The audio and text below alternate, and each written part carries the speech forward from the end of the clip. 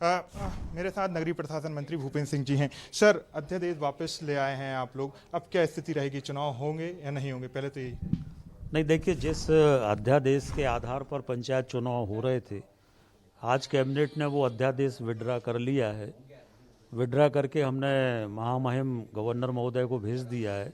वहाँ से आयोग में जाएगा गवर्नर साहब की अनुमति के बाद, और इससे अब लगता है कि पंचायत के चुनाव रुकेंगे। और मैं माननीय मुख्यमंत्री जी का बहुत हृदय से धन्यवाद करता हूँ। ओबीसी समाज की ओर से, ओबीसी पूरे प्रदेश के ओबीसी वर्ग की ओर से, तो माननीय मुख्यमंत्री जी ने सरकार को तक दांव पे लगा दिया ओबीसी वर्ग के कल्याण के लिए, ओबीसी वर्ग को आरक्षण मिले इसके लिए। और इसलिए हमने ओबीसी को आरक्षण मिले इसके लिए ऑर्डिनेंस विड्रा किया है। कांग्रेस के कारण 5 बार कांग्रेस हाई कोर्ट गई, 2 बार कांग्रेस सुप्रीम कोर्ट गई, और कांग्रेस के कारण पंचायत चुनाव में ओबीसी का आरक्षण खत्म किया गया। और इसलिए मध्य प्रदेश की जनता कांग्रेस को कभी माफ़ नहीं करेगी। और हम अगले जब चुनाव होंगे तो हमारी यही प्राथमिकता होगी कि ओबीसी को 27% आरक्षण मिले। हमने विधानसभा से भी संकल्प पारित किया है सर्वसम्मति से कि ओबीसी को 27% आरक्षण मिले। और इसलिए ये जो सारी परिस्थितियां बनी, जो एक संकट प्रदेश में खड़ा हुआ है, इसके लिए पूरी तरह से कांग्रेस जिम्मेदार है। और कांग्रेस के कारण ही ओबीसी को आरक्षण से वंचित होना पड़ा। सर, कांग्रेस तो अपनी जीत मान रही है, आप अध्यादेश वापस लाए, वो कह रहे हैं आत्मसमर्पण किया है आपने। देखिए, हम अगर अध्यादेश वापस नहीं लाते तो चुनाव कैसे रोकते, और चुनाव अगर होते तो ओबीसी को आरक्षण नहीं मिलता। तो ओबीसी के आरक्षण के लिए अगर हम अध्यादेश वापस लाते हैं तो कांग्रेस कह रही कि हम सरेंडर कर रहे।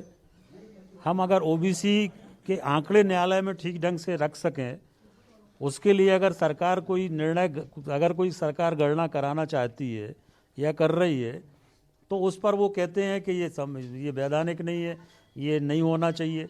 तो ओबीसी को आरक्षण मिलेगा कैसे? जब तक हम ये सिद्ध नहीं कर देंगे न्यायालय में कि मध्य प्रदेश में 52% से लेकर 60% के बीच में ओबीसी समाज है, तब तक ओबीसी को पंचायत चुनाव में 27% आरक्षण मिले, इसमें कठिनाई होगी। और इसलिए हम सारी ये वैधानिक स्थितियां बना रहे हैं। सर, कांग्रेस लगातार, बीजेपी कहती रही कि कांग्रेस चुनाव नहीं चाहती, लेकिन अब तो बीजेपी ही नहीं चाह रही है। आरोप आप लगाते थे कांग्रेस नहीं चाहती थी, अब तो आप भी नहीं चाहते हैं चुनाव। नहीं, हम तो चुनाव चाहते थे, इसलिए हम चुनाव करा रहे थे। हम ही तो चुनाव करा रहे थे, हम ही तो ऑर्डिनेंस लेकर आए थे। पर हमारा साफ कहना था, माननीय मुख्यमंत्री जी का साफ कहना था कि सुप्रीम कोर्ट के कारण जो परिस्थितियां बनी है, इन परिस्थितियों में हम बिना ओबीसी आरक्षण के चुनाव नहीं कराएंगे। अगर हम ये ऑर्डिनेंस विड्रा नहीं करते तो बिना ओबीसी के चुनाव होता, तो 27% ओबीसी पूरी तरह से राजनीतिक रूप से वंचित हो जाता। राजनीतिक नेतृत्व 27% लोगों के साथ, 27% जो आरक्षण था ओबीसी के, 60% लोगों के साथ, उनके साथ अन्याय होता। सर, 2018-19 में कमलनाथ सरकार जो है परिसीमन कराई थी, आरक्षण कराई थी, वो आपने वो अध्यादेश लाए थे, उसको निरस्त किया था। अब क्या है कि उसी से होंगे चुनाव, क्या फिर से आप आरक्षण करेंगे, परिसीमन करेंगे?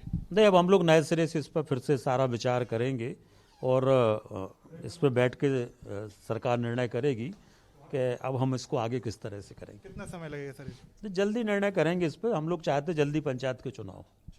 तो शायद आपने सुना, ये थे नगरीय प्रशासन मंत्री भूपेंद्र सिंह। सर चाहते हैं कि जल्द से जल्द चुनाव हो।